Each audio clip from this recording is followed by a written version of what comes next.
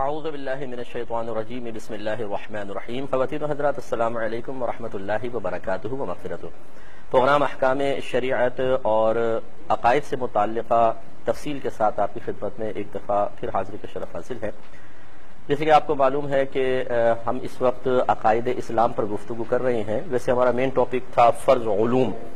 کہ فرض علوم کا سیکھنا ہر عاقل بالغ مسلمان مرد و عورت پر فرض ہے، جن میں سے پہلی فرض علوم میں ایک قسم عقائد سے تعلق رکھتی ہے، یعنی عقائد کو بمع دلائل جاننا ہر مسلمان عاقل بالغ کے لیے انتہائی ضروری ہے. آپ کو عقیدے کی تعریف بتائی تھی. عقیدے صحیح ہوں تو کیا فائدے حاصل ہوں گے، خراب عقیدے ہوں تو انسان کس قسم کے نقصانات کا شکار ہو جائے گا، یہ ہم نے سب تفصیل آپ کو بتائی. یہ بھی بتایا تھا کہ عقائد صرف عقل سے یا عقیدت سے، میری عقیدت یہ ہے، میرا عقیدہ یہ ہے اور میری محبت یہ کہتی ہے کہ میں اللہ تعالیٰ سے یوں عقیدہ رکھوں، یہ چیزیں شریعت قابل قبول نہیں فرماتی، بلکہ ہر عقیدے کے لیے 4 دلائل میں سے کوئی ایک دلیل ضرور ہونی چاہیے. یا وہ عقیدہ قرآن سے ثابت ہو، یا حدیث سے ثابت ہو، یا اپنے اکابرین سے کسی عقیدے کو لیا اور انہوں نے عقل سلیم سے اس عقیدے کو ثابت کیا ہو. خاص طور پہ اللہ کی ذات و صفات کے بارے میں بے شمار عقائد ایسے ہیں جو صرف عقل سے ثابت کیے گئے ہیں. قرآن و حدیث براہ راست ان کے بارے میں کلام کرنے سے خاموش ہیں. اور یہ وجہ میں بتا چکا ہوں کہ اللہ تبارک و تعالیٰ کے رسول اور صحابہ کرام علیہم رضوان نے ان پہ زیادہ کلام نہیں فرمایا، لیکن بعد میں جب منطق فلسفہ عرب کنٹریز میں آیا اور اعتراضات پیدا کرنے شروع کیے گئے عقلی لحاظ سے، تو ہمارے علماء مجبور ہوئے کہ پھر اللہ تبارک و تعالیٰ کی ذات اور آپ کی صفات پر جو اعتراضات قائم کیے گئے ہیں، منطق اور فلسفے کی ہی پھر زبان میں ان کا جواب دیا جائے.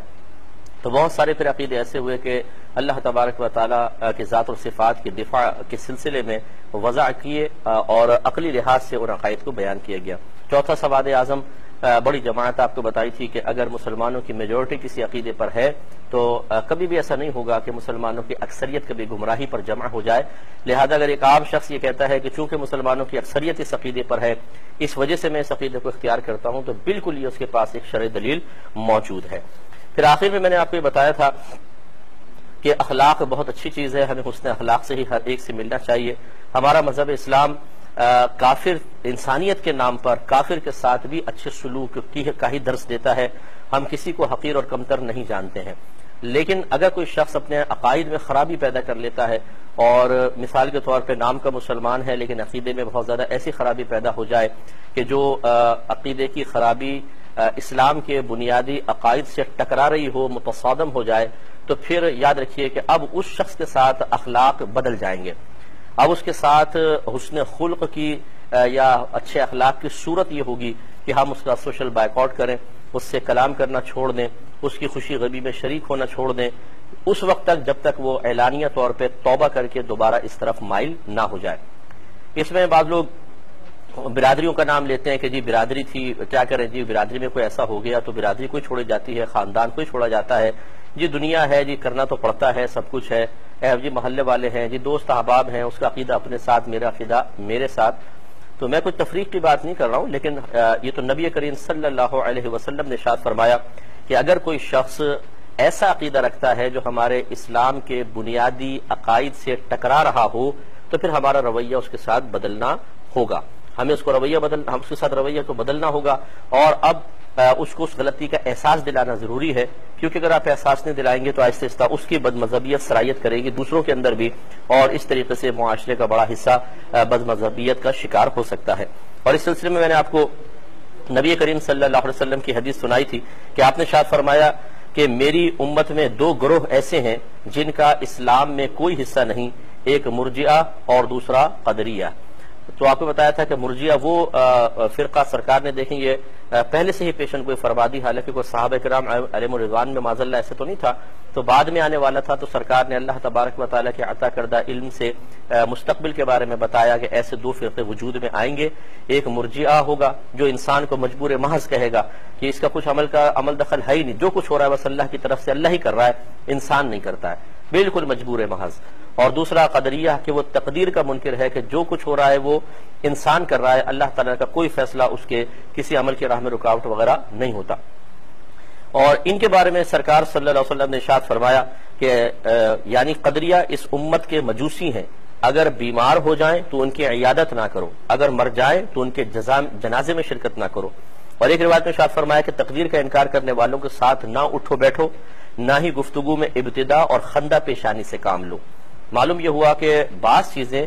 بعض مقامات پر اچھی ہوتی ہیں لیکن دوسرے مقام پر بری ہو جاتی ہیں، اور بعض چیزیں بعض مقامات پہ بری ہوتی ہیں لیکن دوسرے بعض مقام پر اچھی ہو جاتی ہیں۔ اگر ہم کسی کے ساتھ عام مسلمان کے ساتھ نہ اٹھے بیٹھیں، نہ خندہ پیشانی سے گفتگو کریں اور نہ اس کے جنازے میں شرکت کریں، بیمار ہو جائے تو عیادت نہ کریں تو برا ہے۔ لیکن جب یہی چیز ایک ایسے شخص کے بارے میں جو ہمارے رب کریم کے بیان کردہ عقائد، جو ہمارے نبی کریم صلی اللہ علیہ وسلم کے بیان کردہ واضح ترین عقائد کے خلاف عقیدہ رکھ لے گا تو یہ چیزیں اس کے ساتھ کرنا بالکل روا، جائز بلکہ واجب ہو جائے گا۔ اس لیے اس بات پر توجہ کرنی چاہیے۔ اس پہ مزید کلام کرتے ہیں لیکن ایک کالر ہمارے ساتھ ہیں۔ السلام علیکم۔ ہم نے عرض کیا تھا کہ بعض اوقات ایسا ہوتا ہے آپ کسی ادارے میں کام کرتے ہیں، وہاں اس قسم کا شخص ہوتا ہے کہ وہ اعلانیہ طور پہ اس طرح کر رہا ہے، لیکن اب ہم کیا کریں؟ اسی طریقے سے آپ اسکول میں ہیں، کالجز میں ہیں، یونیورسٹی میں ہیں، بعض اوقات یوں بھی مطلب کیسز سامنے آئے ہیں کہ ٹیچر ایسا ہے کہ جس کے عقیدے عجیب و غریب ہیں، وہ عجیب و غریب طریقے سے بچوں سے کو باتیں بتا رہا ہوتا ہے۔ تو اب کیا کیا جائے؟ تو جب ایسی صورتحال ہو جائے کہ جس میں انسان اگر ظاہری طور پر میل جول رکھ کر اپنے آپ کو نقصان سے بچا سکتا ہو، اور اگر ظاہری میل جول نہ کرے، جیسے کہ نبی کریم صلی اللہ علیہ وسلم کے فرمان ذیشان ہے، تو کسی بھی حوالے سے وہ شدید حرج میں، تکلیف میں، اذیت میں یا نقصان میں مبتلا ہو سکتا ہے، تو پھر حکم شرع یہ ہے کہ ظاہری طور پہ ان سے برتاؤ کر سکتے ہیں۔ ظاہری برتاؤ کا مطلب یہ ہے کہ دل میں محبت بالکل نہ ہو، دل کا میلان بالکل نہ ہو، صرف دور سے الیک سلیک کر لیا یا کبھی کبھار مصافحہ کر لیا اس طرح، لیکن آپ کے رویے کے اندر ایک ایسی واضح تبدیلی اسے نظر آنی چاہیے کہ وہ محسوس کرے کہ مجھ سے تھوڑا سا روڈلی گفتگو کی جاتی ہے یا روڈلی طور پہ مجھ سے بات کی جاتی ہے، تاکہ اس کو اپنی اس خطا کا احساس ہو۔ اب کتنے لوگ ایسے ہیں کہ ذرا کرائسس میں مبتلا ہوتے ہیں تو اللہ تبارک و تعالیٰ کو معاذ اللہ ظالم قرار دے دیتے ہیں۔ اللہ تو نے کیا ظلم کر رکھا ہے، تجھے ہمارا ہی گھر نظر آیا مصیبتیں ڈالنے کے لیے۔